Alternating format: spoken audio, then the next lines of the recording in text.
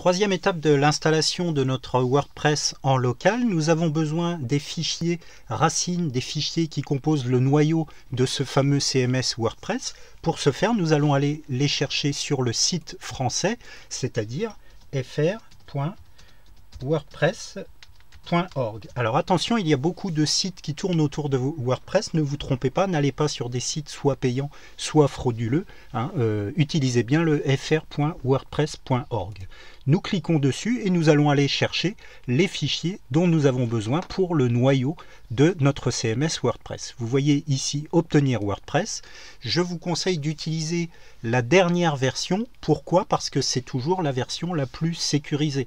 Je rappelle que WordPress est un site internet, est un système CMS le plus utilisé dans le monde. C'est aussi celui qui est le plus attaqué par les virus et autres malwares divers et variés. Donc la dernière version, c'est aussi celle qui est la plus sécurisée.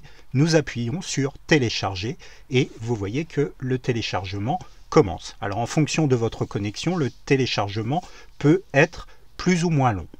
Nous allons attendre pour montrer comment dézipper, puisque pour des questions de rapidité, les fichiers qui sont très nombreux et les dossiers sont zippés, c'est-à-dire compactés, compressés. Donc nous allons les décompresser avant de les utiliser.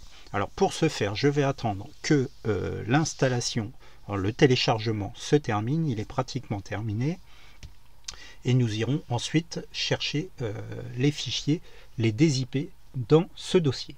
Voilà, on va y arriver, on m'annonce 25 secondes restantes. Voilà, une vingtaine de secondes. Alors la connexion n'est pas très bonne aujourd'hui, j'ai l'impression. Voilà, donc je vais aller directement dans le dossier. Voilà, on va attendre que le téléchargement se termine.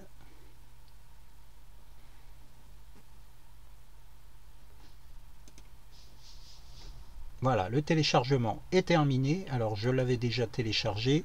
Je vais décompresser cette archive, extraire vers WordPress, et voilà, l'archive est en train d'être décompressée ou dézippée. Voilà, les fichiers sont ici, alors ne nous trompons pas, c'est bien ces fichiers là qui vont nous intéresser et nous allons voir comment les installer.